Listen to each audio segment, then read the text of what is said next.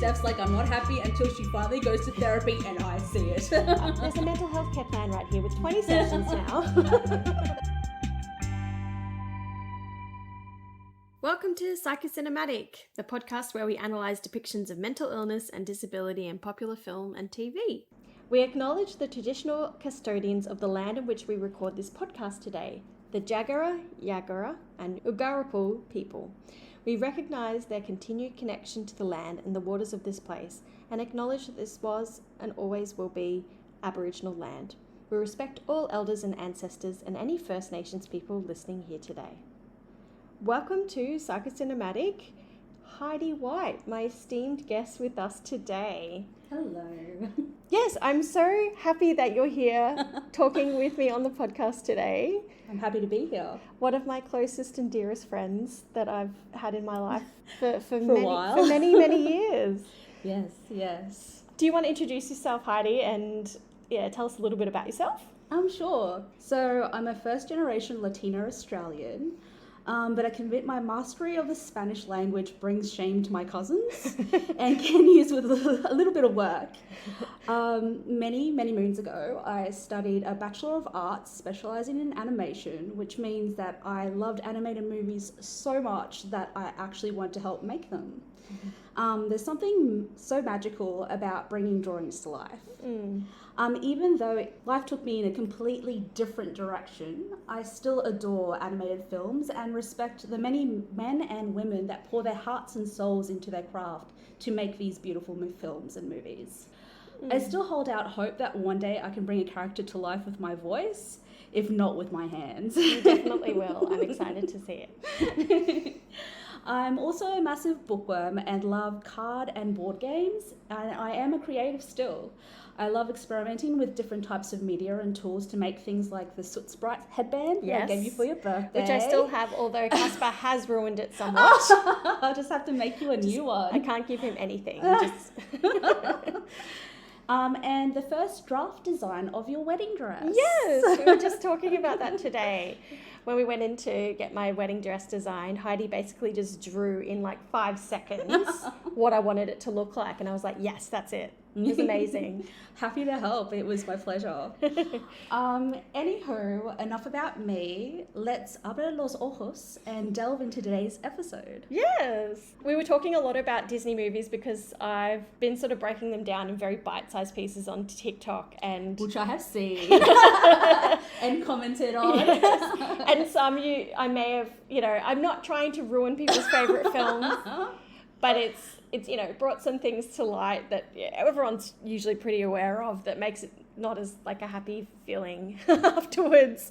But I do love Disney films. I grew up on them, as did most people our age. Yes, definitely. And there's some fantastic Disney films in the last 10 years, 20 years really. Yeah. Which brings us to today's episode about Encanto. A play on the Spanish words for magic, spell, and sing. I didn't know that. Yeah. Magic, spell, and sing. Yeah. Ah. So, Encanto is magic spell, but canto means sing. Ah, that's so good.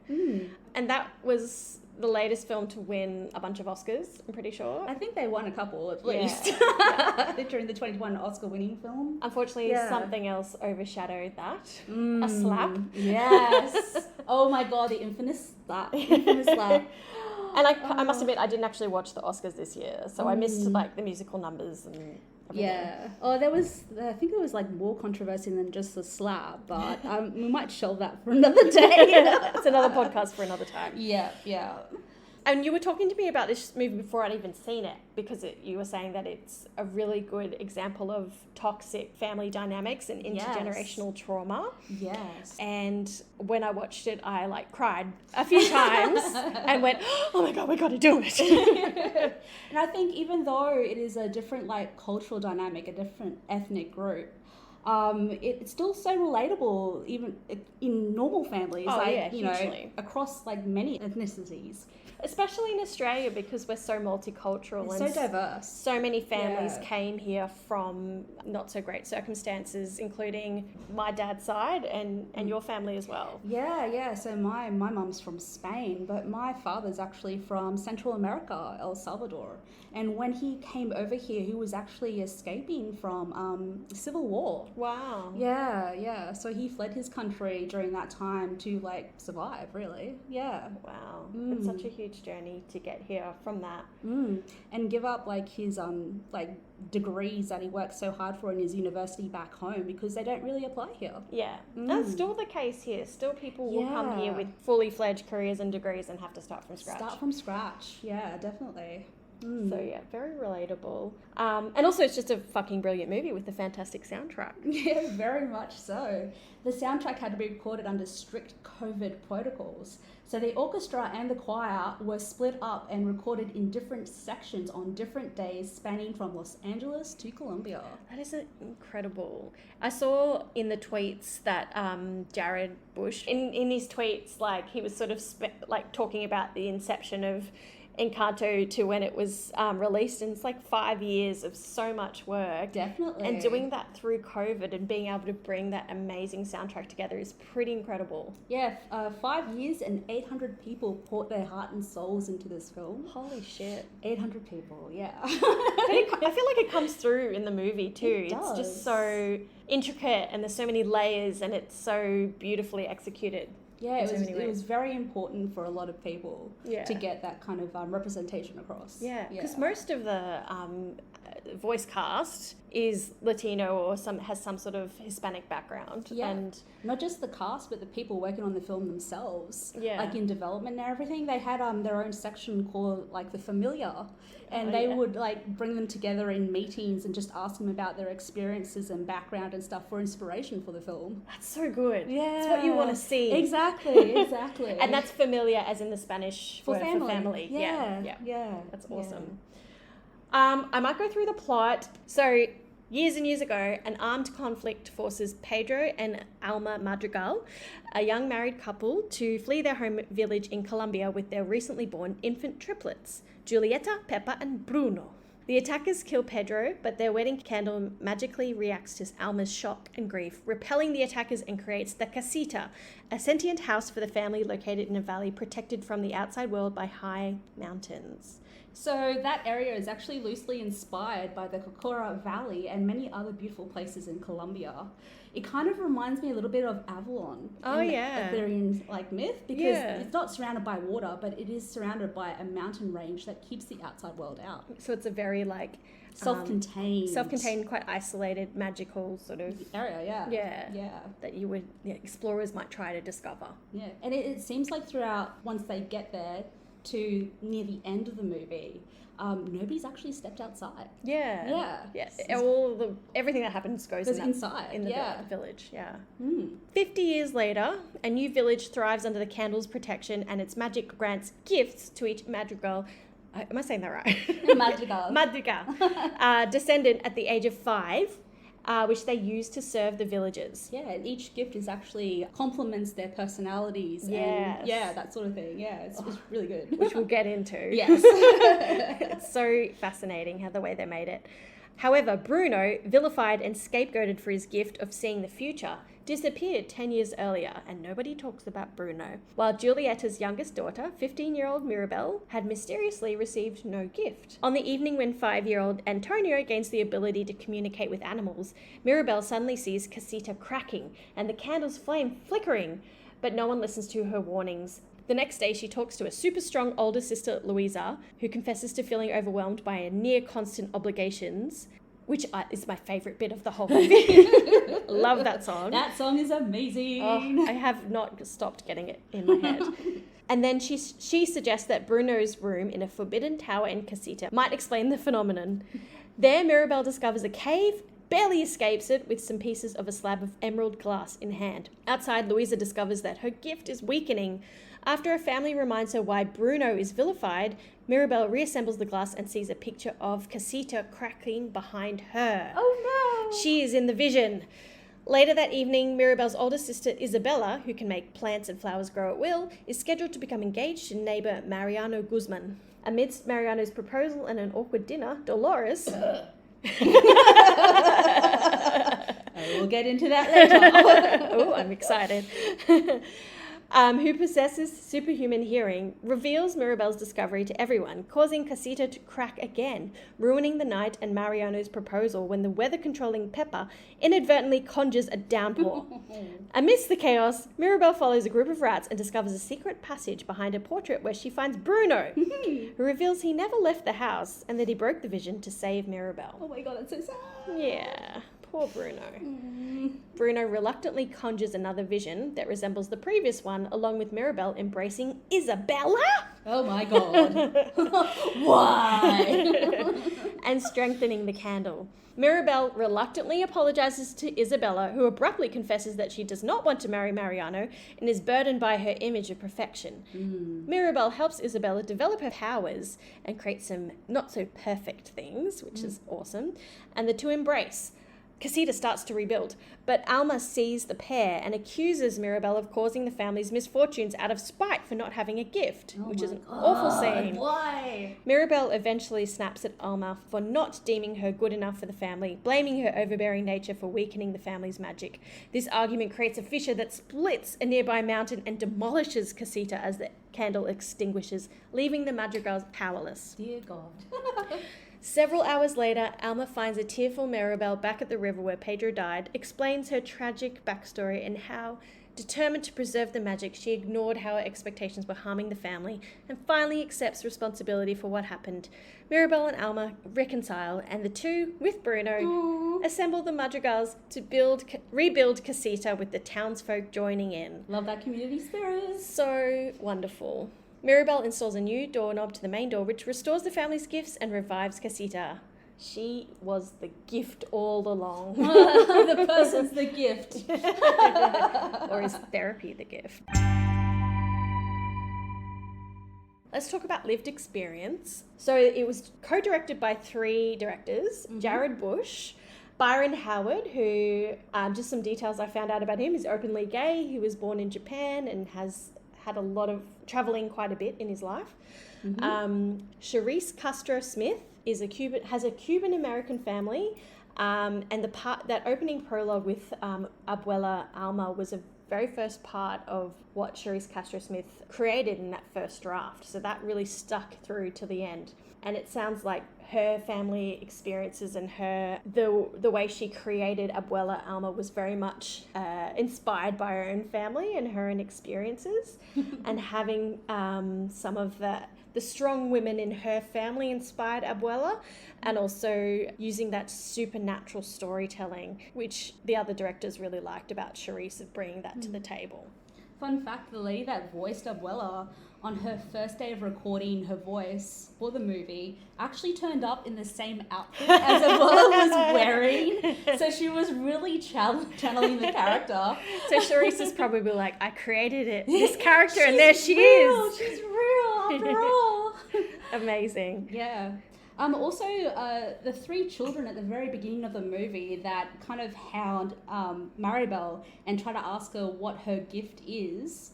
One of the children was actually based on or inspired by Teresa's baby girl, Cecilia. Oh, really? Yeah, the character is called Cecilia after her baby girl. Is it not the one who's over-caffeinated? So there's 3 of them. There was Cecilia. She's the slightly lighter-skinned Latina girl. And then there's Alejandra, a nod to their Colombian guide. And then the over-caffeinated Juancho is a nod to Jose, who's the artist who stitched Maribel's dress. Oh, wow. Yeah. So, and that means an artist actually stitched her dress. It wasn't just an animation. They had to create the dress. He was a development artist behind that dress. That's incredible. Yeah. The townsperson who interacts with Abuela at the beginning of the film is named Lily. Lily Valencia, who's an Afro-Colombian journalist who was consultant on the film. It's said that many people see themselves in the film because of her. Oh, wow. Yeah. And that's what I really love about this film, is there's so much real life experience that's brought to it, and even characters that represent those people specifically. I was looking up stuff about Lin-Manuel Miranda, who everyone knows. If you don't know who he is, I don't know where you've been living your life. And he wrote or co-wrote most of the songs, and he is Puerto Rican. Lived in New York, but spent quite a lot of time with his extended family every year of his childhood back in Puerto Rico. The first song he's ever written completely in Spanish was Dos Orejitas. Yes. I probably butchered that completely. No, I'm glad you took over. So yeah, that means two caterpillars. Really? Because during the course of the song, they change and become butterflies. Oh, now I'm gonna cry. Yes. Damn, that song gets me every time I hear it. It makes me cry. Every time I watch that scene, like the whole song's in Spanish, but it seems to invoke a lot of emotion in people. Yeah, you don't need the English. I love songs like that where you can figure out what's happening without not understanding the language. And a little known fact, Sebastian Yatra, who sung it, was the same age as Pedro when he died in the river in that film. Yeah. Are we all crying now, yeah. everyone? And there's lots of articles, like I was reading a Psychology Today article about Lin-Manuel Miranda's gifted intensity and explaining what that is, which is just kind of going to be totally off point, but it was very interesting. He has vestibular disorder, which I thought was interesting. What is that? So it's kind of, your vestibular system is your balance system. So it's kind of your brainstem is where that sort of system lies. So when you have a vestibular disorder, you can have sort of waves of sickness where you're off balance. You've got like severe vertigo. So you really just can't function or move. You feel really nauseous, get really bad headaches. That sounds awful. That sounds so awful. Horrendous. Oh my god. It sounds like it's pretty disabling at times. It's debilitating, it seems. Yeah. So the fact that he's got that plus manages to do so much work. And wrote such an awesome song. Yeah. It must be really hard to manage all of that. Kudos to him. Yeah, but he did say in creating Encanto, he was talking about that pressure of success, which comes through a lot in a lot of the songs in the storyline, and talking about he felt pressure seeing people his age shoot to success and then measuring himself against those people by age, and talking about, when Paul McCartney was his age, he'd already finished the Beatles and was midway through Wings when he was his age. Oh my god! And he wasn't even 30. And like, Lynn, don't compare yourself to Paul fucking McCartney. Oh my god! No. And also, you probably could, because he wrote like some of his screenplays in college that are now major musicals. So you're doing fine. You're doing well. No sweat. But the three directors did, when they were talking about Encanto, they were discussing their common experience of having a large extended family and deciding to make it a musical film about that sort of family with a dozen main characters. I saw somewhere pictures of the whiteboard that they used at the very beginning to like kind of sketch out the way or what they wanted from the film. Oh, yeah. And one of the things that really stood out to me was that somebody had written, families are made up of individuals who evolve, who have hopes and dreams and faults and failures. That they wanted a story that would see family from a different perspective. I feel like they nailed that. Yeah. I think so too. And I really like that they all came at this from different backgrounds and probably different types of family or different cultures of family, but similar intergenerational trauma experiences to create this film that really speaks to so many people. It's so relatable, Yeah. I didn't find much on like any history of mental illness or what we see in this film in the cast, but obviously quite a few of them are from Hispanic backgrounds. And I did find out that Diane Guerrero, who plays Isabella, and I've seen her in Orange is the New Black, always liked her. She's said quite publicly, I'm always drawn to movies with mental illness, that's what I want to do all the time. So obviously probably lots of reasons why she's drawn to that. Also, I feel Louisa is a queer character. I've just decided. I think I'm not the only one who has. She's very queer coded. A lot of the internet have felt that way. And Jessica Darrow, who plays her, is a queer actor. So that's just interesting too. Like I find Louisa like one of the most relatable yet also very likable characters. Yes, I love her. She's my favourite. Yes. And she's such a unique character to Disney because she's not your typical heroine. No. Even in the film, they compare her to Hercules. Yeah. And they could have written her as male. Very much so, yeah. But they didn't decide to go that way, and it's good that it didn't. Yeah, I really love that it didn't. Yeah, I feel like they really needed a character like her. Yeah. Good on you, Disney. Yeah. So, should we talk about accuracy? Sure. There's a lot of notes. I will try to be brief. And one of Jared's tweets that I saw said that part of their multi-year research process for Encanto included speaking with psychologists, trauma counselors, mental health experts, family therapists, and dozens of families who helped them find the dynamics and the struggles of the madrigals, which I love. That's so good. They didn't just go, oh, we've got experience with this, we'll write to that. They thought, let's talk to professionals in the field. Yeah, or even worse, I think I know enough about this, I'll just write whatever I feel is right. Yeah, it's so many movies and TV shows we've covered that decide they're going to make something about this thing, have gone, I'm just going to talk about it from my experience. I don't need to do a big bunch of research, and then it never quite ends up panning out in a way that everyone accepts. And it gets panned by the people that know what they're talking about. Exactly. Yes. So they've really done well to do that. And everyone should. Do a little research, people. Please. Just do a little bit of research. Please. So Mirabelle, as the main character, I've read a lot of articles that suggest that if she was diagnosed with something, it would be depression, but like covered up by the happy-go-lucky girl, sort of. What are your thoughts? I don't know if this is a thing, but I think that she has like a bit of an inferiority complex. Yeah, and it's not completely her fault. It's just the way she is treated by other people in her family. Yeah, she doesn't do anything to deserve that. No, she doesn't. She is a very lovely girl who tries to help as much as she can without having an actual magical gift. Yeah. And yet they put her down. She doesn't get her own room and continues to live in the nursery, even though she's 15. Come on, people. She's a teenager. She needs her own space. Yes. In the beginning, a random townsperson gifts her the not special. Thanks, guy. Oh, ouch. That has got to hurt. And then she's left out of family pictures. Yeah. What is up with that? Her parents are in the photo. They could have said, oh, wait, no, one of our daughters are not in the picture. And yet they don't. What is with that? Can I tell you something? Yes, go on. We've been going through my grandfather's things, and one of them, I gifted him a wedding photo of our family, like our extended family. Yeah. And Maz isn't in it. Oh, no. I don't know where she was. But I was like, here you go, here's your family. And Maz, nah, she's not there. Well, sorry, Maz. And when the actress or the voice actor that actually sung that Waiting for a Miracle, oh, that killed me so hard. But also when she sung that, she was 9 months pregnant. I heard that. 9 months pregnant, because I follow Stephanie Beatriz on Instagram. Yeah 9 months pregnant, and then like 48 hours after completing singing that song, she gave birth to a baby. So she could have been in labor. She might have been. But like so soon after, like she maybe had her brought own on miracle. The labor. Yeah. Oh my god! And if she was like overdue, she's like, I'm waiting for this baby miracle to get out of. Come on.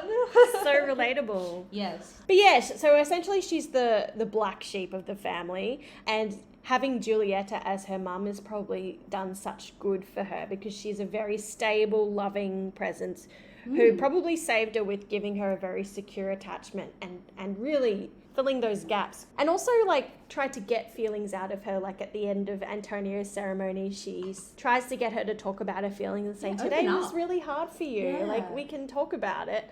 But she doesn't. But she doesn't, because everyone else is like, no, we don't talk about our feelings.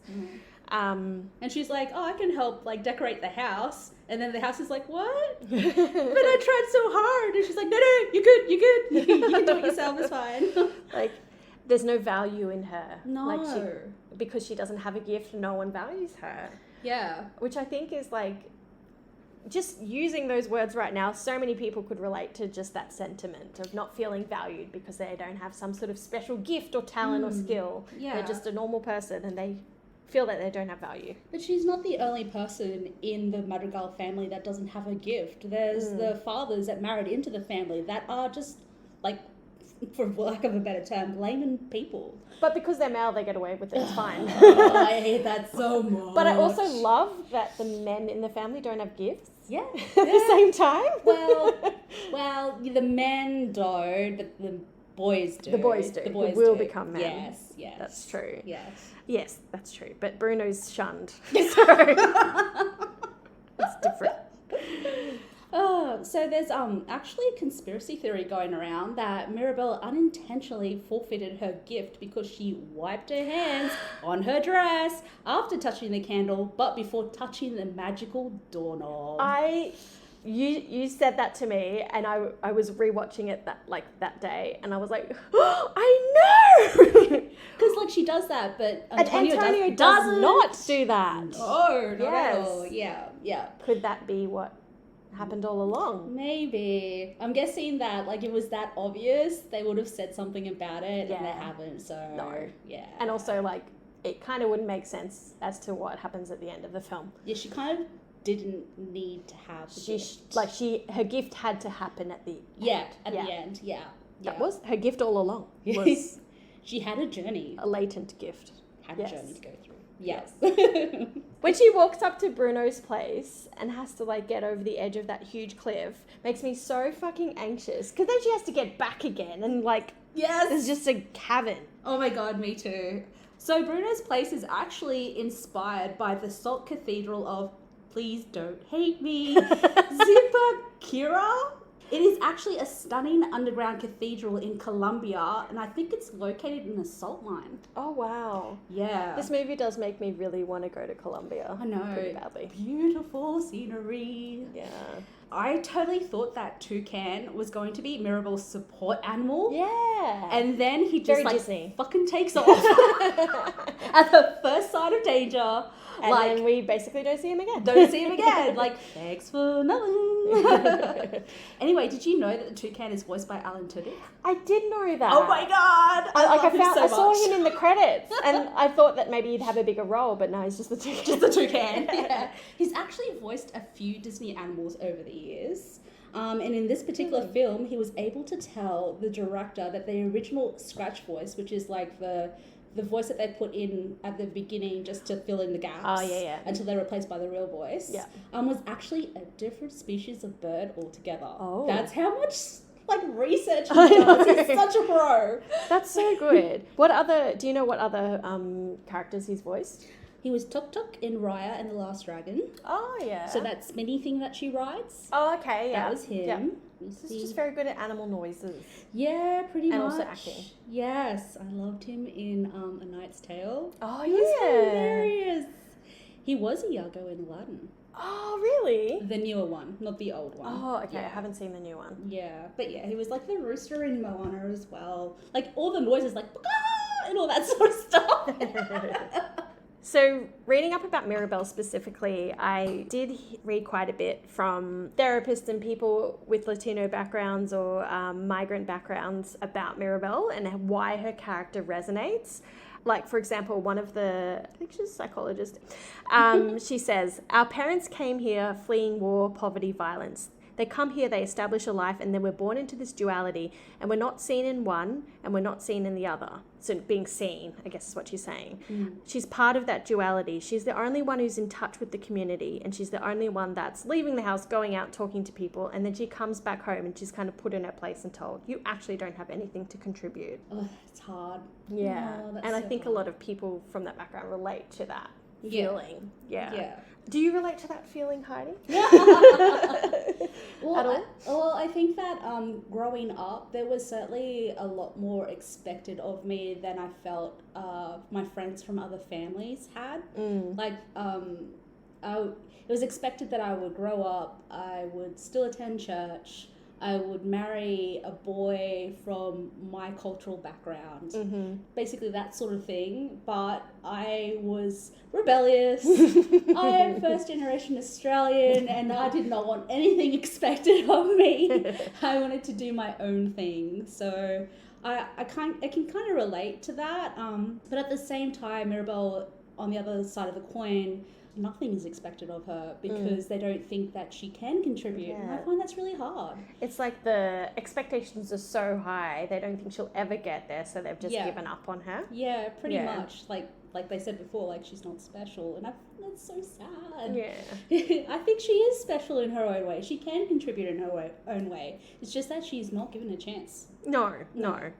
I guess that's kind of what she's trying to communicate a lot during the film, and other researchers have sort of said this, that she's trying to communicate to her grandmother, I want to be seen, I want to be part of the family, I want to be valuable, and she's just not being seen. There's no acknowledgement. Yeah, like Antonio's party, like she makes her own decorations from scratch without any magical assistance. Which I think is more impressive. Yeah, exactly. It just so happened that at the time that Abuela was actually walking past, her particular decoration went up in flames. Like, I can relate to that. Just like her dad is so accident prone. Come on, it has a little bit run in the family. It has to trickle a little bit down the family tree. Yeah. So there's another article that I'll link to where they talk about Mirabel and Bruno being like the truth tellers of the family. Which makes sense, because what we'll talk about a little bit more later as well is that there's the sense of we can't talk about anything bad or anything that's going to disrupt the status quo or that we feel uncomfortable about. We don't talk about it, so we pretend it's not there. Mirabel's definitely someone who wants to bring to light all those things everyone is hiding. This article was talking about how people who are trying to be the truth teller are often also the black sheep, and they're often rejected, gaslit, and scapegoated for just simply showing things as they are. Yeah, like at the beginning of the film, she tries to downplay not getting a gift in front of the village kids. Yeah. And even though it's like, you can see it's a sore spot for her and she's trying to smile through it all. And then one of the kids like pipes up saying that perhaps Mirabel's gift is being in denial. And I was like, ooh, ouch. But at the same time, not Mirabel, like her rest of her family. It's the opposite. Yeah. But in some ways, like being in denial of what she was sort of missing out on and being neglected by kind of got her through that denial of those things. Yeah, well, like growing up and being told that you're not special is going to leave a mark. Yeah, you have to survive. To work through it. Yeah, exactly. Should we talk about Bruno? Shall we talk about Bruno? Or do we not talk about Bruno? When you were talking to me about this movie, you were like, I think Bruno has OCD. And I agree. Yes. Oh, okay, I got that right. Like my suspicions have been confirmed. I guess, there's a lot going on with Bruno, and I think I said to you, he's a psychologist's goldmine. Yeah. But there's a lot. His kind of compulsions and his mannerisms, like he has to knock on the door a certain amount of time and have weird sort of little mannerisms to progress on to the next room, is very OCD. Yeah, like Obsessive compulsive disorder, everyone, sorry. I don't think that he was born with this. I think that was very much something that maybe his family put him in that situation where he would get OCD. Yeah. Like I think it's part of his paranoia, being told that he constantly brings bad luck, that he like misfortune everywhere he goes, and now he's like knocking on wood and making those tapping noises, like he's sort of become what everyone says he is. It's that self-fulfilling prophecy. And he is not 7 feet tall. He cannot see into your dreams or feast on your screams. He's the baby of the triplets, which makes his absence from the beginning of the film all the more tragic. I think it was Giulietta who says, Bruno lost his way in his family and I don't want the same for you. And it sort of creates this fear in the family that being different or expressing any kind of emotion that's not happy or serious leads to being eventually exiled and cut off. And over the years, disability in a lot of cultures has been treated very similarly to that. The person who is disabled is often actually seen as a lesser class of person, and are then sort of isolated away from everyone else in the community because they're seen as something to shame, or that brings shame on the family. Oh, that's horrible. And I sort of felt that was a bit of a metaphor for that, because he was a little bit different. He didn't fit the norm of everyone else. His gift wasn't seen as creating positivity. Yeah. I think in any culture I've seen like people that are not as able as others trying to get into society and be accepted for who they are. Well, most cultures. Well, most cultures, yeah. Whether they're given a chance or not is completely different. And it's upsetting that you could see his gift as being helpful, but because sometimes his gift is giving negative news, because he also does share positive things, like he tells Isabella that she'll have whatever she wants in her dreams. Like, that's a positive. Yeah, which is so weird. I know, like, what? Is that because she wanted to be imperfect and then she was able to be, maybe? Maybe perfection was her nightmare. Yes. So that's probably what that was. Yeah.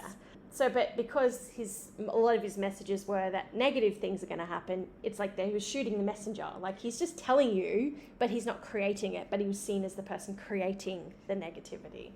Yeah, I don't agree with why he was shamed or outcasted, because a lot of the things that he was saying were some things that were beyond his control. Yeah. Like the priest that got bored. Come on. Hair loss. Hair loss happens to anyone, regardless of gender. The guy with the gut. Yeah. Like, seriously, you can't blame somebody for getting fat. COVID, guys. Yeah. Oh, on a side note, apparently animating a belly button is super complex. And they had to I don't know how I got onto that. They actually had to put like funding aside for that belly button to come. That is so bizarre. So that it like popped out. Yeah. They the thought that it was important enough that it needed its own budget to actually come into being. If you're watching Encanto, when you get to that bit, rewind, press play again. Rewind, press play. No one does that anymore. Press skip. Appreciate that belly button. A lot of work went into it. And just give him a little kiss. And that lady with the goldfish, who, by the way, is called Senora Pez Muerta, and that means... Muerto is death, right? Yeah, so it's dead fish. Like Miss Dead Fish. Who blames so a person clever. for a dead goldfish? Yeah. And like, but I guess it's a mystical world, so they're Yeah. blaming him for like, you know, having powers that cause them to die, I guess. But like at the very beginning of that song, Don't Talk About Bruno, Tia Pepper, like, she has a hairline trigger when it comes to her emotions. Yes. She tries to repress it so hard throughout the whole movie, and it never really works. No, which is a metaphor. Yes, yes. And during her wedding, like any wedding, it's a very emotional time. And then Bruno's just like, oh, you know, there might be some situation where there's going to be rain, maybe take an umbrella. And I'm thinking that's more like friendly advice and a prediction, and she just took it the wrong way. Yeah, I think it's quite telling that line in it is no clouds allowed in the sky. Yeah. It's like everything has to be perfect. And then by puting that, this is the way it must happen, Bruno's saying it might rain, like, it's not going to be perfect, guys. It's exactly. Like, you get out of here. Well, there's one bit where Bruno has an episode of OCD, and he's tapping, he's knocking on wood, he's not stepping on cracks, and he says, "Sana sana colita de rana," and I burst out laughing when I heard that. I just could not stop, because this is something that my grandmother used to say to me whenever I hurt myself and got a boo-boo. Aww. Yeah, it's really, really cute until I explain what it roughly translates to, and it means heel, little bottom of a frog. And it does not make any sense, but to me, it's like a childhood memory. Little bottom of a frog. Little bottom of a frog, yes. Colito de rana.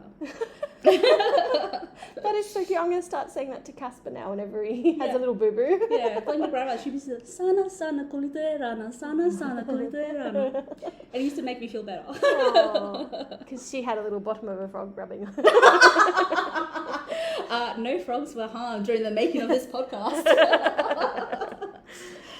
Yeah, I think some other things that Bruno, I reckon, probably experiences is obsessive compulsive disorder is very much driven by anxiety, which would make sense if he's feeling a little bit anxious as well, possibly some depression because he's withdrawing from society and he's basically decided he's the lowest of the low and shouldn't be around anyone because he's causing them harm. Well, he leaves How did you not? and lives in the walls. Yeah. Like on the other side of the wall, directly across from where the family table is, he's painted like a plate. Yeah. So he can still sort of feel like part of the family looking through the cracks. Yeah. He's trying to create a world where he's part of it when he's not. Yeah. A lot of people think that, I've read a few times that they thought Bruno was maybe on the autism spectrum. Oh. Because he doesn't sort of fit the norm. He's maybe quite blunt when he does share his vision, so he doesn't quite have the sort of nuance of how to socially interact. Yeah, socially interact with people that are going to be accepting of his visions. What do you think about that? Did you pick up on that at all? I just feel like a lot of those mannerisms would have come out, like you say, as his character developed over time rather than, something innate, because, or maybe his vision is like coded for something like autism because he tells the truth without any sort of filter. Well, I feel like when he actually did have his predictions, at the beginning he didn't really know how to control it until Mirabelle stepped in and asked him to see for her. Yeah. And then she was like, can you concentrate on this? Can you concentrate on that? And then he could slightly control what he was looking at. But before that he couldn't. So it's kind of hard. Yeah, it's hard to make that claim. One thing that I missed and you picked up on was his characters that he sort of created for himself as well. Friends. Yeah. Well, I don't know if it's his little friends. Like, there's Bruno, of course, and then there's Fernando, who's not afraid of anything. And then there's Jorge, who spackles, who I call Sir Spack-a-lot, because he has like the bucket on his head. What is a spackle? Oh, okay. So when Mirabelle goes into the wall and she sees his place, she notices that on the wall where the cracks are, there's like it's filled in. Spack filler. Yes, that's what that is. Spack. Right. I just thought it was spack filler. He calls it spackle or spack. Well, that makes sense. Yeah. Yeah. So you're wondering if he could have a diagnosis of dissociative identity disorder. Yeah. Which you could make a case for. Yeah, I'm not a professional. I just saw that he was making people to stand up for him. Yeah. Because Fernando's the brave one who's not afraid of anything. Yeah. And I don't know. Well, Jorge's the one who fixes everything. Yeah. And I think just in the context of the film, it's probably more likely that he created these characters to entertain himself and keep himself occupied, and also to imagine a different person for himself where he could. Yeah. Because he's got a lot of spare time on his hands. Like the rats, the telenovela rats. This is a good one. I think that's probably, and he doesn't look like he dissociates. It's more pretend play. Like imaginary friends. Yeah. Which usually adults don't have, but Bruno's a special case. Oh, he did say he wanted to be an actor too, so maybe that's him practicing, I don't know. Yeah. Have we finished talking about Bruno? I think so.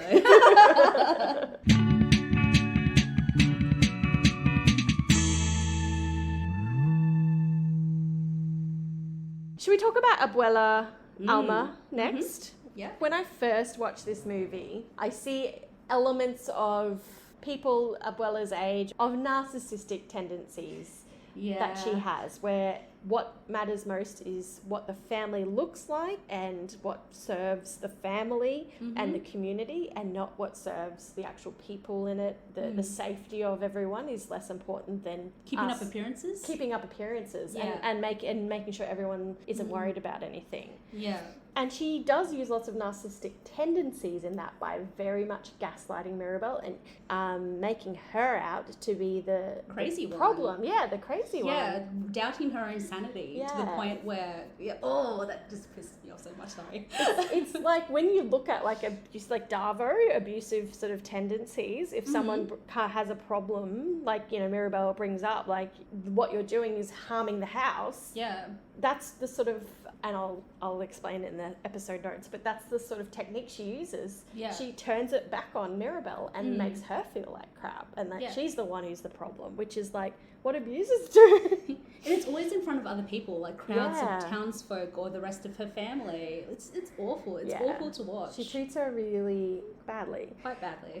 But then you find out that it all stems from her traumatic loss of literally everything she's ever known and had. Yeah. She's trying so hard to protect what she has left. Yeah. Mm-hmm. And when you hear more about the story and you go to the beautiful song and the flashbacks, it gives you the context of knowing, of course, she wants to protect the casita and the Encanto above everything else because it is the thing that saved her. Yeah, and protects her family. Yeah, and she needed that to survive.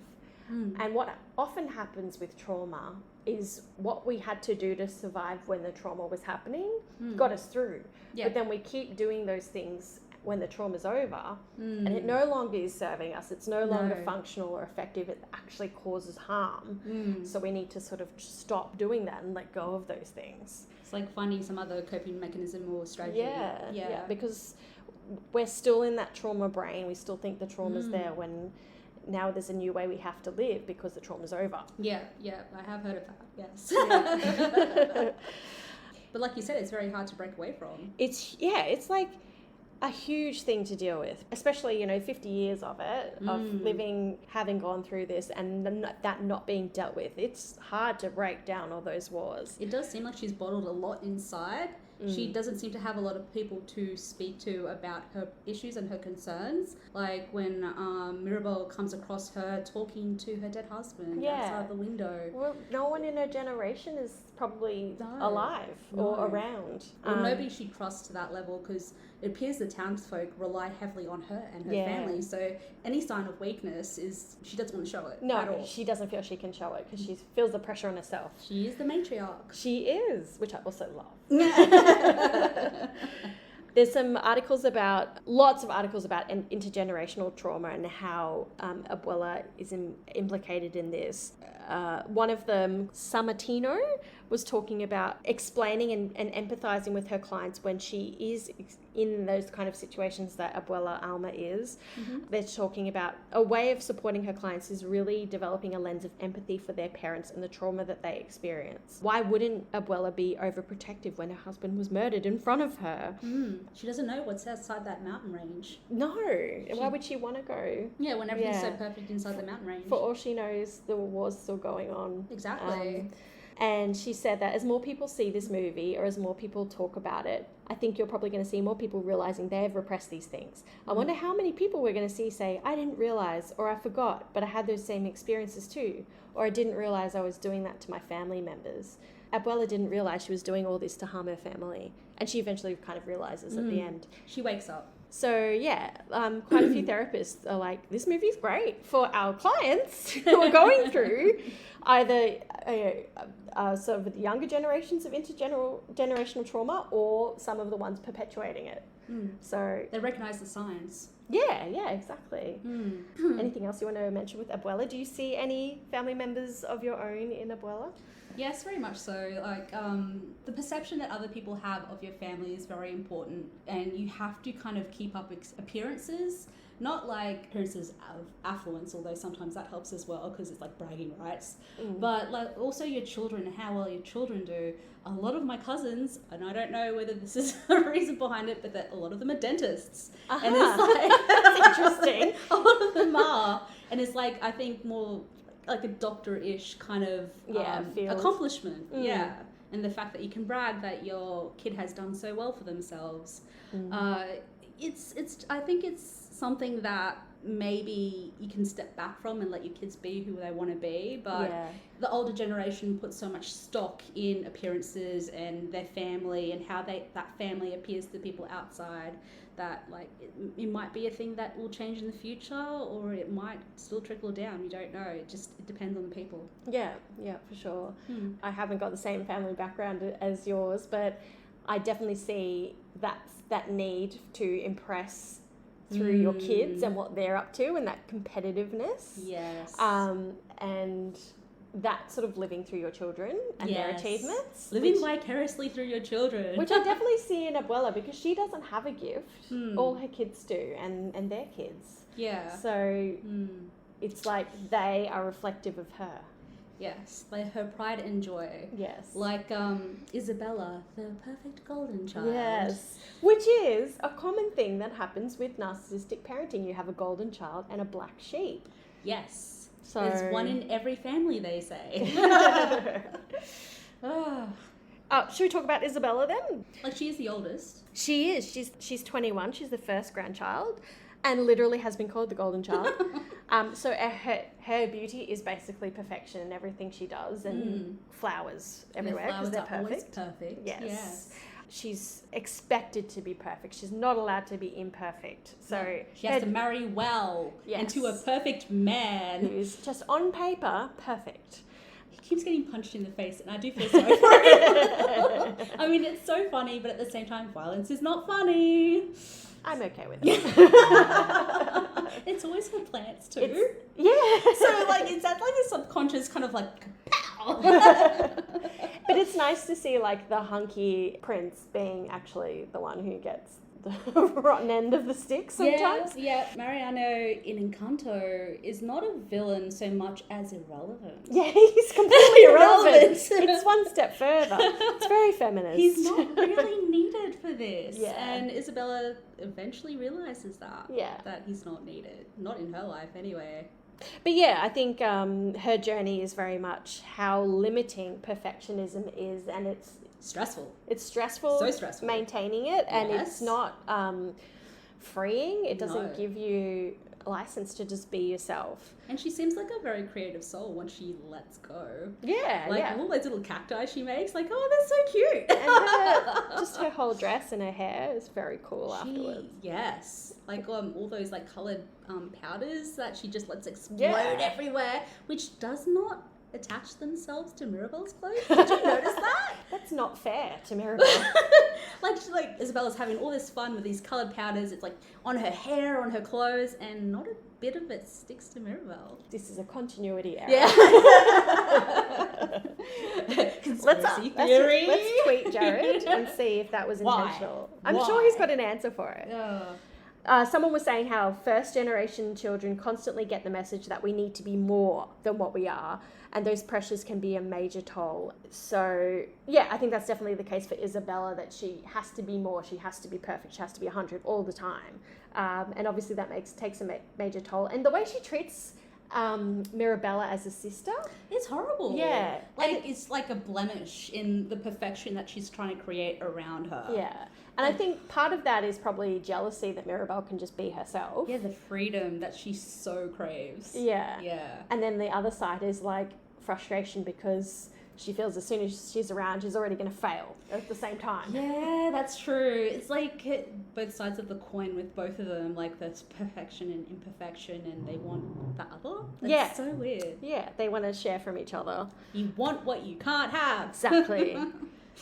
But yeah, I can see that you said that she eventually sees the joy and happiness and beauty in imperfection. Yeah, which I love. I really like that song. Dolores is also 21. Also 21, and sort of in Isabella's shadow, and she's literally a shadow. Yes. Yeah.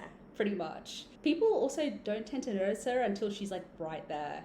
It's kind of scary. Yeah. And she talks really softly, like she's not allowed to make herself known or be present. I think that's more to do with her hearing. Because she speaks, she can hear it so clearly. And she needs to speak quietly so she doesn't deafen herself. Yeah, I think so. That's a good point.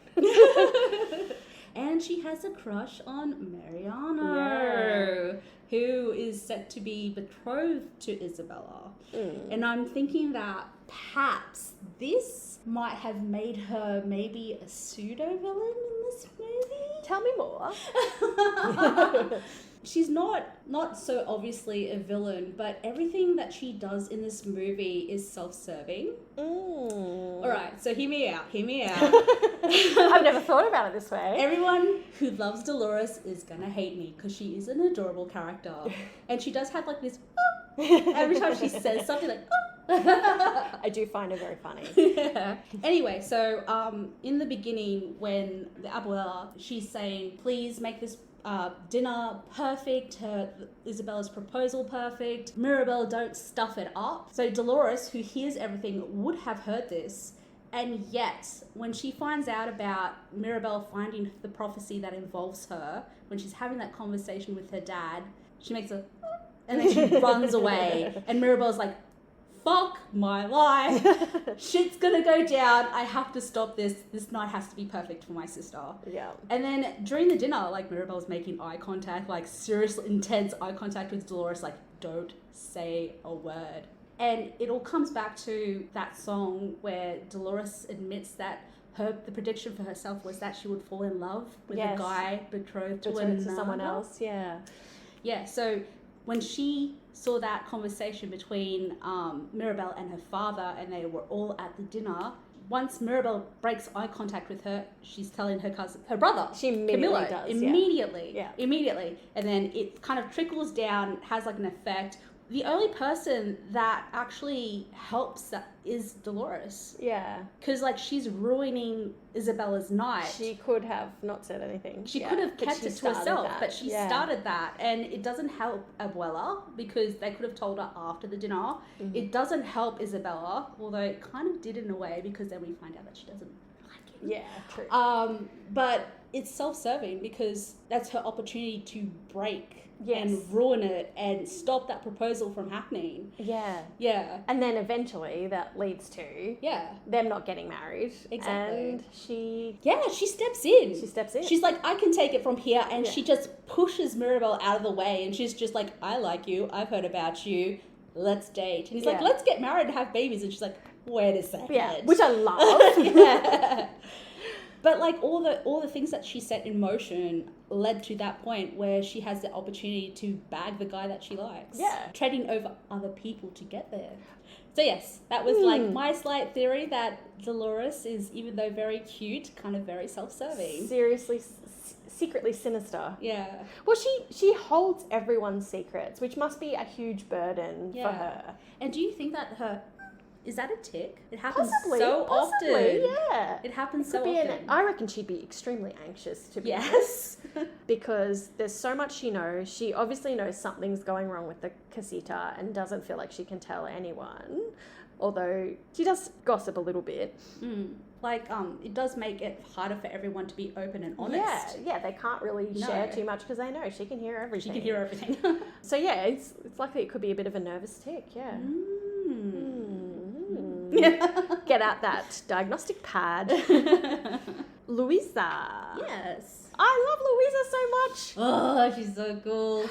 See, I thought Louisa was the oldest child because I read a lot about how surface pressure is so perfect for an older child.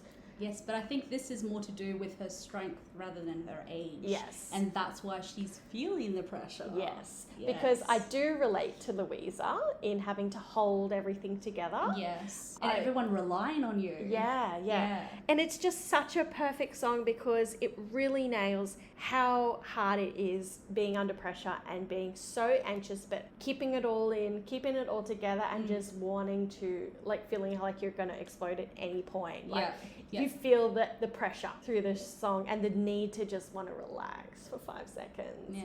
Kind of like Abuela, bottling it all in. Yes. But Louise is so young. She's not developed this steely surface. No, she's cracking. Abuela has. No. And at the end of the song where she's like hyperventilating. I'm feeling it. It's done so beautifully. And then when she's like, sometimes I overdo it. Like, she can see it. I think the talk that she has with Mirabelle when she realizes maybe I am overdoing it, maybe I am taking too much on, maybe I do have to step back and maybe relax and have a little bit more me time. I feel like she's a girl that really needs like a face pack, like a spa, like a little wine. Yes. And I love how you see her try to do that.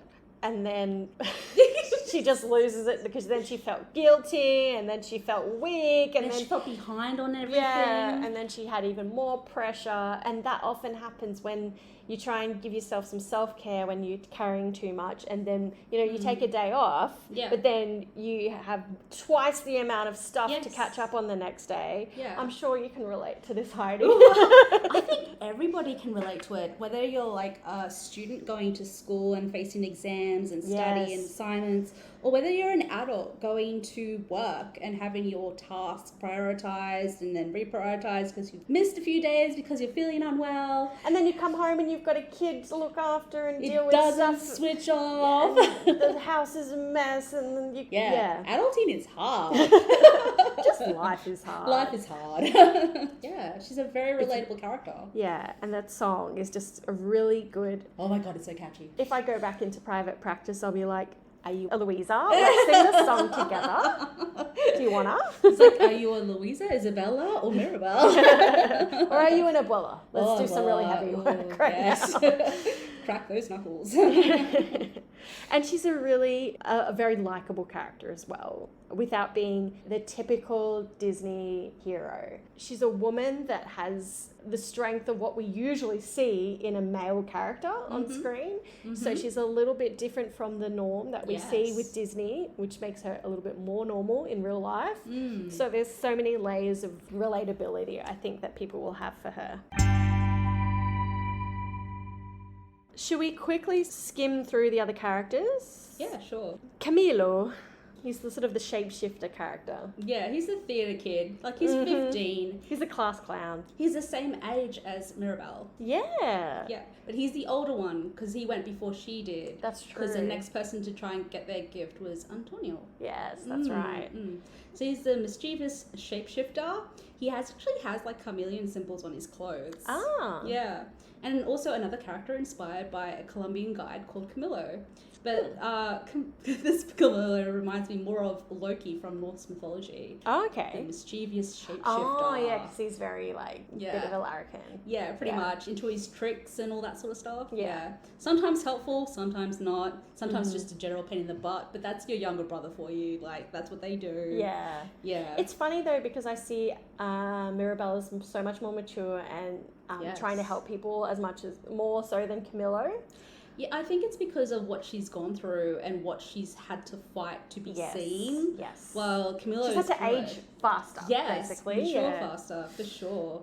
Another interesting fact is so even though he can shapeshift into whoever he wants, he doesn't actually gain their gifts. So, for example, if he was to change into Louisa, he won't gain her gift of strength.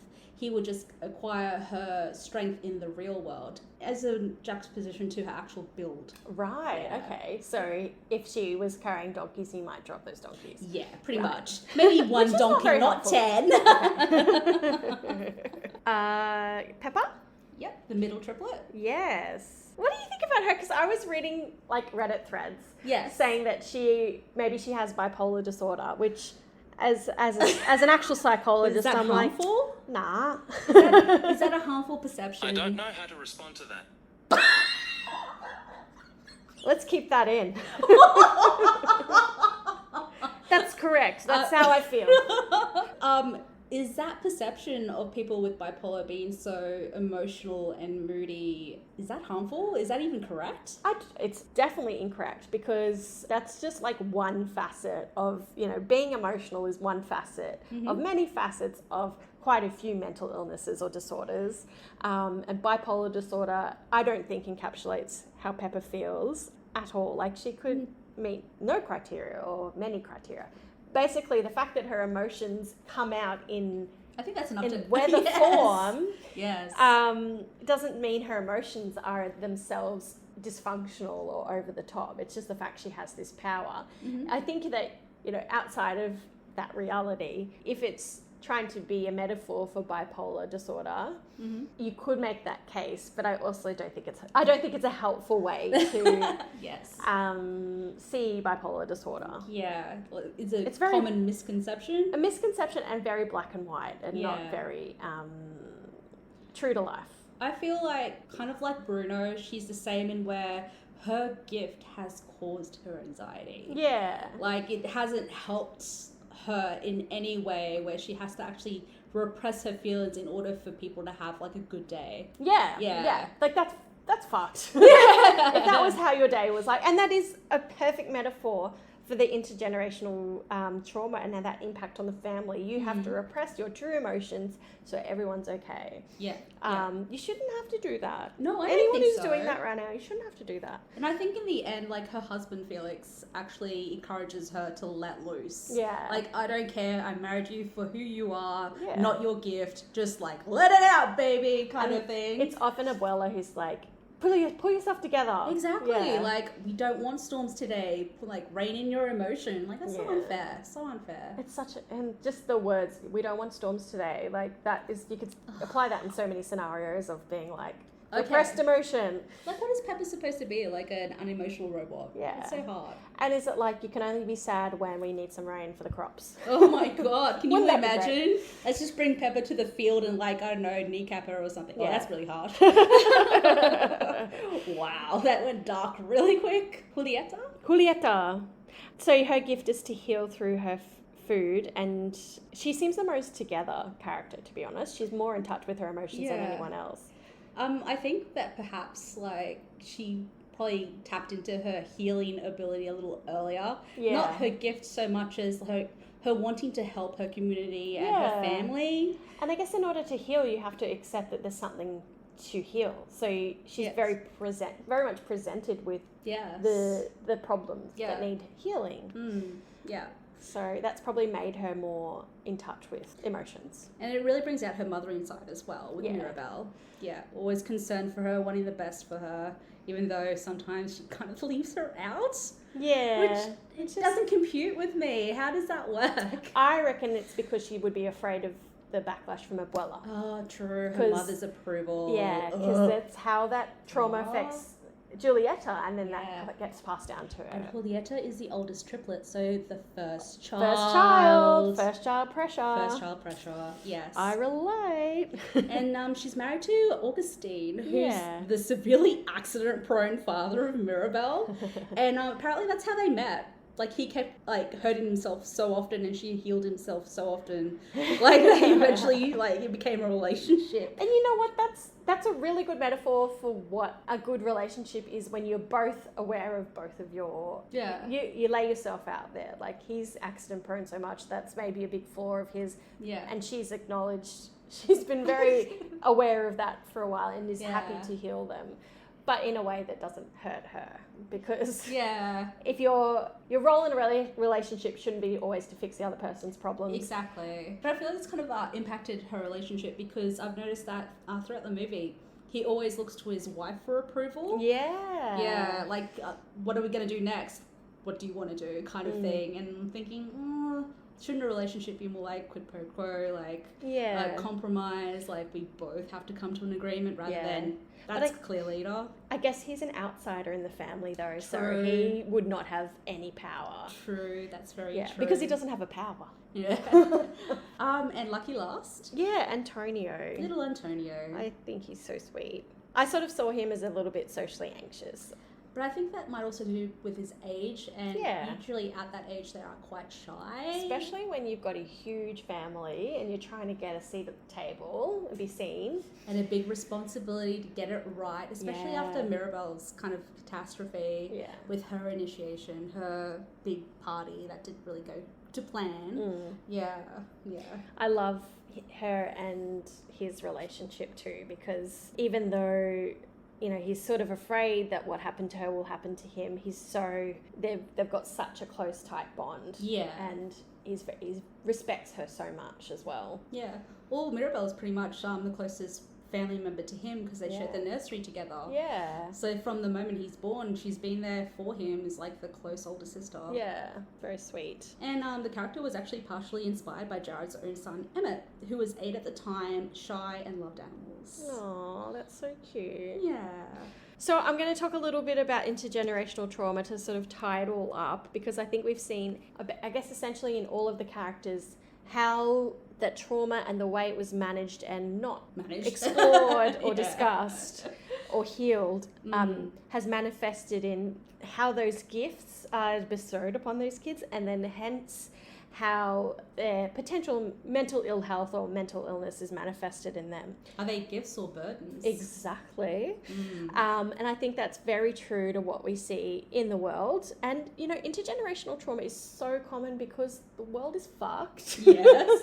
And particularly in Australia, where there's a combination of so many cultures from so many different traumatic experiences that have come here. And also, the land that we're on is built on intergenerational trauma. True, very true. So there's so much of it in the First Nations people of Australia too, which doesn't even get acknowledged oftentimes. So I think it's so relatable for so many reasons. I just want to talk about some of the research on it and what it actually is. So it's also referred to transgenerational trauma or multi-generational trauma, which is when the effects of a trauma are passed from one generation to the next. So what happens to one person in the family system affects the whole system. So it's very much focused on the sort of family systems or systemic theory of therapy, I guess. One of the researchers show that the roots of intergenerational trauma fall into 3 categories: group level traumas such as genocide, war, forced displacement, or racial or gender discrimination. All that fun stuff. Yeah, which I think is sort of relevant to the madrigals. Interpersonal level traumas such as intimate partner violence or child abuse or neglect. Mirabelle, yeah. And often that is a common, I've worked with lots of people who have experienced those kind of traumas. Personal level traumas such as substance abuse or a life-changing accident. Abuela. Yes. And then there are sort of 4 different ways that people can respond to these traumas, and they can experience all of them or some of them. One is denial. Mirabelle. But also everyone. Everyone on some level, yes. Self-blame, which I'd say Bruno. Louisa, yes. Attack others, which I think at times Abuela for sure. And withdraw, I would say, is Bruno as well. Yes. And maybe even Dolores. Oh, Dolores. On some level, On some level, She's the shadow, She's the shadow. Lecturers in psychology, Lamb and Holland, say that tracing a family's patterns of behaviour can help uncover intergenerational trauma. So there can be histories of, like, say, substance abuse in generation after generation, which can speak to intergenerational trauma. One pattern of that is I know a few families where many of their family members have died of alcohol-related illness. So I think that sort of, and I think that's quite common in Australia. I may be talking out of my ass, but that is, to me, like a substance abuse problem that gets passed on to generations because their kids are in that sort of experience where heavy drinking is common, and then their kids do the same, and it gets passed on. Yeah. Same thing can happen with things like domestic violence and attachment in relationships and things like that. Yeah, my grandfather on my father's side, I've actually never met him, and it's like maybe a kind of a thing that's not talked of, that it could have been alcohol poisoning. It's interesting, and it's the dynamics of the family which kind of manifest it and continue to perpetuate it, because you don't talk about it and no one gets help for it, because it's just, why would you? Like it's the whole like skeletons in the closet, don't talk about it, it's unseen kind of thing. Mental health experts and advocates have been drawing parallels between the Madrigal family members and the 7 inner child archetypes formulated by a psychologist, Nicole LaPera. Oh, do tell. Yes. I bet you can guess what she thought. So firstly, there's the caretaker, which gains self-worth through nurturing others, but often neglects their own self-care. Julieta. I think also Luisa. Yeah, true. And Mirabelle. Yeah, Mirabelle tries so hard. Yeah. Overachiever, believes they can only receive love through success and external achievements. Isabella's going to marry a man, or was going to marry a man just for family. Just for family. Yeah, for sure. Underachiever attempts to be invisible to avoid criticism and the shame of failing. Dolores, totally. Rescuer or protector focuses on helping others as a way to avoid their own vulnerability. Mirabelle. I think maybe Louisa a little bit too. Maybe, yes. Life of the party, never shows pain and tries to make everyone around them happy. Louisa. I kind of saw more Camilo. Oh, Camilo too, yes. Because he just tries to entertain everybody and make them laugh. He's the life of the party. Yes, that's true. Yes person, always focused on serving others' needs while sacrificing their own. Yeah, a lot of them do. Especially Louisa, I think. Mm-hmm. And hero worshipper, looks towards others as a role model rather than listening to their inner wisdom. I feel like at times Mirabelle is that person. Yes, I think so, because she feels herself lacking. Yeah. Yeah. So she doesn't think she can listen to herself because she's not, No. she doesn't have value. Like, everybody keeps putting her down and telling her that she doesn't meet their expectations. Yeah. So she feels unworthy. So the way generational trauma plays out is cyclical. So results repeat until a pattern is brought into awareness and then properly dealt with and healed. And it's kind of the truth tellers, as we said before, Bruno and Mirabelle, who end up being the cycle breakers. Yes. So they disrupt the toxic dynamic and turn it into something more sustainable, healthier, and more honest, which is why I like sort of building the house again, brick by brick, through their own sort of sweat and tears. Sweat, blood, and tears. Yeah. Through that and through completely destroying their home again is when Abuela is able to sort of recognize that the consequences of her actions. The townspeople actually show up for the family who gave them everything. And there's also, in reading this, there was the word codependency came up a bit, which is... So, like, what they're codependent on their gifts? Or each other in the family. Like, I feel like Abuela is quite codependent on her kids and their gifts because rather than receive and give love and care and comfort, it's overtaking from them and them over giving to receive the love they have to give. Yeah. So it's sort of stripping all that back and being like, why are we giving? What is this all for? It's for our family and our family being happy. There was actually like one scene that really stood out to me. I don't know if it's codependency or just their dependency on their gift, but when Casita starts to crumble all around them and they're all trying to save the magical candle. Everyone's using their gift to get to the candle, but Mirabelle relies on herself and gets to it because she's reliant on her own abilities, not magical abilities. Yeah. So that is very symbolic, isn't it? Yeah. And also the fact that it goes out and it's not the end of the world. No. Although it does take a little bit to realise that. Very close. True. Yeah. And I think one thing I probably would say is not accurate out of all that is it actually takes a lot of work to sort of undo some of the hurt and start the healing of intergenerational trauma. It does not happen that quickly. No. And also, mainly because there's so many people that it affects. There's so much of a spiral sort of it's a jigsaw domino puzzle. Effect. A jigsaw puzzle. A very complex jigsaw puzzle. Like everyone in that family should get lots of therapy. True. Without trying to repeat ourselves too many times, we'll talk about stereotypes and then whether we thought it was helpful or harmful. Spoiler alert, I think we thought it was helpful. Is there anything though, despite all that we love about the film, was there any sort of tropes or stereotypes that we didn't like? Well... See, it's hard. It is really hard. It is really hard. Well, not knowing, I'm not from a Colombian background, so I don't know whether the depictions of Colombian people in that specific movie are accurate. I think that the family dynamics is pretty accurate. The clothing, I'm not quite sure. Maybe they were. They did a lot of research, so it could be. I'll give them the benefit of the doubt. Yeah, exactly. There's not that many stereotypes per se because they tried to show more so the types of people that are affected by this type of situation. Yeah. So I don't know. I don't think so. Yeah. What do you think? Well, my initial thought was they are very, like, they're portrayed as a very wealthy, very...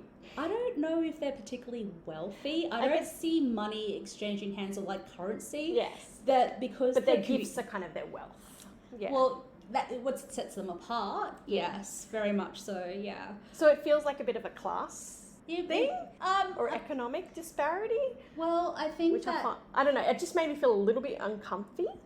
I'm thinking because it is a magical gift, it does set them apart from like the normal people in the village, but the people in the village so rely on them quite heavily. Yeah. Like those fucking donkeys. Like, dear God, what are they, Houdini? Like, make the wards a little larger or something. And they're always relying on Louisa to get those donkeys when it's like a thing that they could probably do themselves. Yeah. Like, how hard is it to herd donkey? I don't know. Might be hard. And that's a kind of codependent example, I think, because rather than sort of go, hey, why don't you sort out your donkeys, mate, and get a pen or something, or whatever. Exactly. Rather than constantly having to help, constantly having to give, constantly having to get them out of a sticky situation. Yeah, exactly. It's situations like with that guy where his house is kind of like sinking on one side.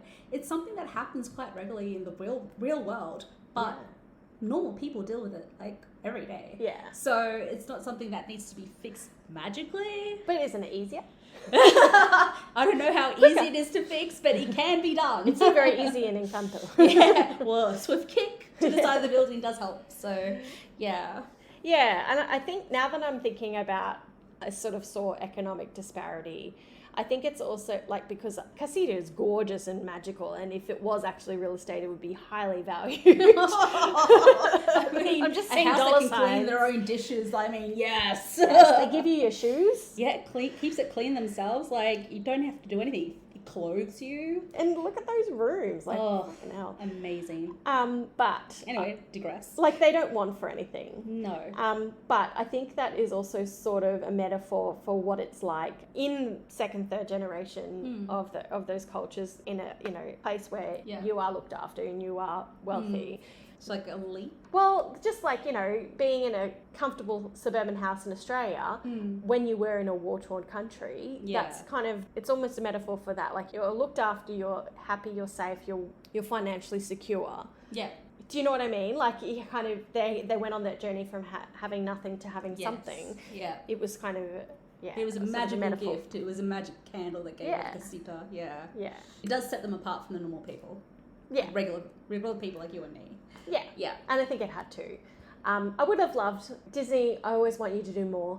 Do better. Always do better. Maybe have someone who wasn't able-bodied in the film, just with some sort of disability. That would have been nice. True, but that's Julietta's problem. Yeah. She keeps fixing people with her food. So that is true. There is no possibility for any type of...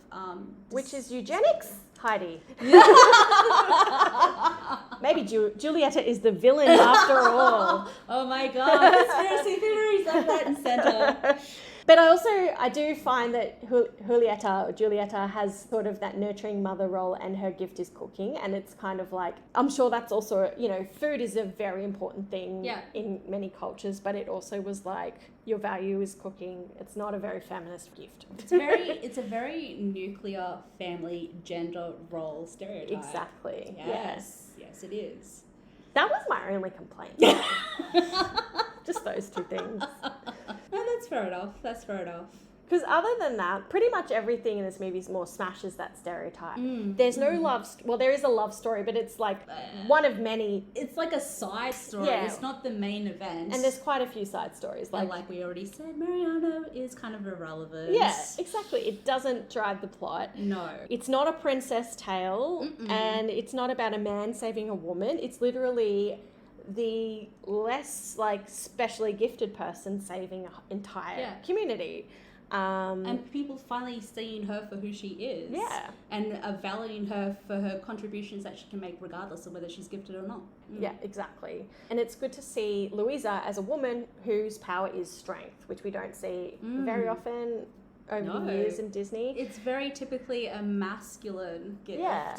And they did kind of make her look a little masculine. Yeah. But she's still really pretty. She's gorgeous. She's gorgeous. I love her. Love her so much. And so I feel that she's coded queer. And then, of course, I want you to do more, Disney. Can you make someone actually queer in your movies? Please, please, please, yes, please.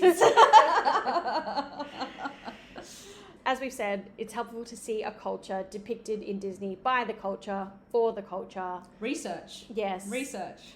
I feel like Turning Red is also similar because it was written by someone of the culture. I love that movie. Oh, so much. Probably will do that. But yeah, it's a very accessible movie. It's extremely extremely popular. It's very hard to not see some sort of reference to Encanto in media everywhere. And the children love it. They do. It'll be great to use this movie to talk through with your kids when if you have had this sort of experience in your life, to talk through. This is, you know, a great representation of how sometimes we don't talk to grandma that often, or, you know, what happened in my life and how we can do better, like, in the future. Or, communication is the key. Yeah, exactly. And that message for the need of self-care and self-love, and how it's not just taking a break, it's also taking a mind, like taking a lot more off your plate as well. And realizing that you are enough. Yeah. And I love that the way forward for them is building the house together as a family and a community, and bringing everyone together becomes Mirabelle's gift, and acknowledging the trauma. And when she talks to Abuela and Abuela admits that she's harmed the family, rather than saying, yeah, you did, fuck off. She wouldn't say that in a Disney movie, but she says, you did so much for this family. We wouldn't be here without you. She's finally realized. Yeah. And she acknowledges and validates her trauma. Yeah. And that's kind of Mirabelle's gift. So the gift is therapy. I see what you did there. But that scene makes me cry. Yeah. It's like, kids are going to see this and they're going to go, this is what I need to say to my grandmother who has lots of pressure on me and wants me to have all the best grades, etc. But it comes full circle, because the first three words of the movie is "Abre los ojos," and that means open your eyes. Really? And that's what she says at the very, very beginning. Oh. Yeah, like, open your eyes. And it just comes full circle, because she finally opens her eyes and sees Mirabelle for who she is. She's a treasure. Yeah. And like I'm gonna cry. And the butterfly symbol, like the butterflies on Mirabelle's dress, the butterflies that they constantly see throughout the whole movie. It's a change from, like, caterpillar, chrysalis, breaking free, being your own person, free to fly, and meet your future. Oh, that's so beautiful. If dos orejitas, like, if you actually look at the English translation of those lyrics, I think that song is going to make you cry all over again. I might just delay that one. Can only cry so much. Do you think there's anything harmful in this movie? I don't know. I really love this movie. How about you? What do you think? The only thing I could think of, which isn't harmful, but like what might set it back, is that it's a Disney musical, which is not everybody's cup of tea, but you know, a lot of people don't like the musical side of movies. But you know, I'm not a big musical fan, and I fucking love the songs in this movie.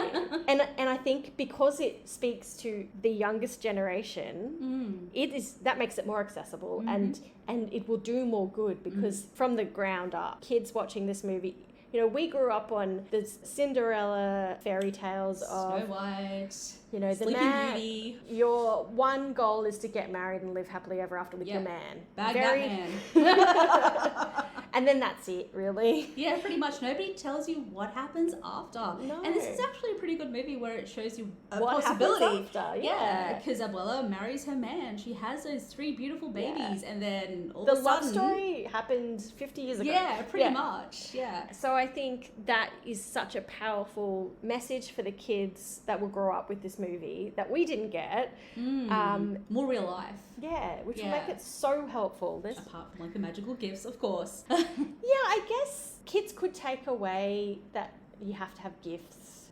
Because in the end, Mirabelle does have a gift. But I don't think by seeing this movie you would get that, because even though they all have gifts, they're all very flawed at the same time. Yeah. And the gifts are burdens. Yes, true. Very true. Like, what is that Spider-Man quote? With great power comes great responsibility. Yes! And I don't even watch the Spider-Man movies. You did it so well. I guess the only way this movie would become more helpful is if Mirabelle was like, okay, Abuela, let's go to the town psychologist now. Steph's like, I'm not happy until she finally goes to therapy and I see it. There's a mental health care plan right here with 20 sessions now. Yeah, it's a Disney movie. It can't do everything. I don't think you could see anything harmful about this movie. Yeah, it doesn't have a lot of heavy themes because it is a children's movie and is targeted at children. But it's also heavy. It does have some dark themes, but I don't think it's like too dark. No. Yeah. And like, Casper didn't cry. No. He did in Turning Red. Oh, it did? Because when the panda, like when she becomes a panda, he got quite scared when he roared. But then later on, he was like, "Where's Panda? Where's the panda? I want to see the panda again." Because she's adorable as fuck, man. But that red panda wasn't scared of anything in Encanto, and so if it passes the Casper test, I don't think there's anything parent needs to worry about. No, you don't see Abuelo Pedro get cut down or anything. It's kind of it fades out. Yeah, and then you see the mountain ranges. It's very off camera. Yeah, and the parents are crying in a corner, but the kids like and the songs are amazing. Oh, yeah, that is actually harmful. Because the amount of times you will be replaying that song over and over in your head, over and over in your car. In your car, yes, all the time. But they're so good. They are very good.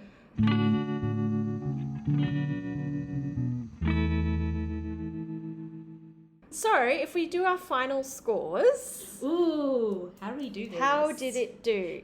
Lived experience, I think it wins the point. Yeah. Because it really pulled together so many experiences at once from so many different angles. I feel like because they did their research. And they did their research, And they asked so many people with a background in this culture, like it really brings it forward. Yeah. Yes. For sure. Represent. Accuracy? Well... Look, we can't really grade it in the same way. No. Because... They did say they did speak to a lot of mental health professionals. They did.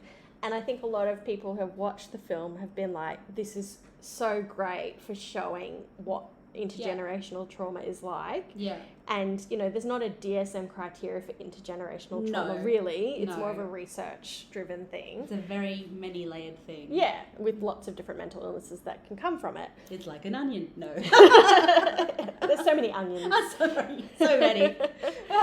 More Shrek quotes. Sorry. Guess what generation I came from. No. Yeah, I think it gets a point. Yeah.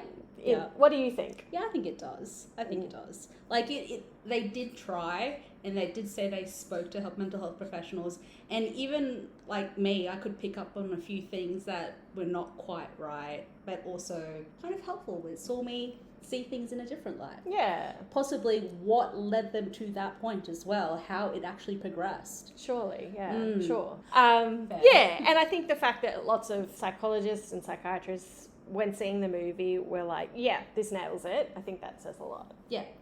Stereotypes? I'm willing to give it the point because it subverts them more than anything else. True. It did try to break the mold in certain situations, so I like that about this movie. Could always do a little bit more though. It only gives a little bit, but it doesn't go the whole way. Yeah, like how you pointed out, like Julieta in that gender role where she is the one cooking and like helping and healing kind of thing. Like if it was a dude doing that, I'm like, oh yeah. Give me that man that cooks and heals. But then seeing Abuela as the matriarch, that was pretty good. That is not common. Although I was reading that there are some criticisms of the film that there isn't a villain. Or it's not fair that Abuela's kind of the villain, but then it's like, but you didn't get it. You clearly didn't get the film. Yeah, because it's not about good versus evil. That's not this type of movie. No, the villain is intergenerational trauma. The villain isn't really a person. It's really the situation that they have to deal with. The fact that they have to break that mold and grow from it and be better people from it. Yeah, the toxic patterns that have come from that. Yeah. Like you said, it's not going to happen quickly. It's going to be like a process thing. It's going to take time. Like, it's movie magic. Of course, it happened a little bit quicker, but in real life, it does take time to break from that. Yeah, which I think is very rare in a film like this. So I think it gets a point for stereotypes. Okay. Do you? Yeah, I think so. Yeah. Yes. And helpful or harmful, I think it I think it's we agree. Helpful, yeah. It's very, very helpful. Very helpful. I have no problems with children seeing this movie at all. I think it's actually quite good. Yeah. Yeah. I have no problems with anyone seeing this movie. In fact, please Go and watch see it now. this movie.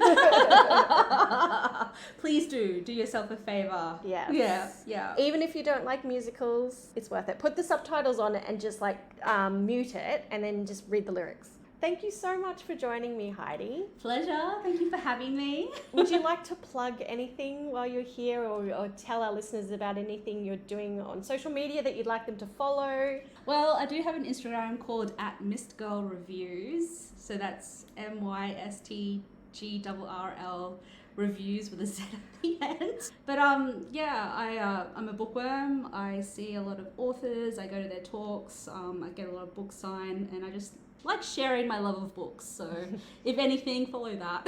That's all I got.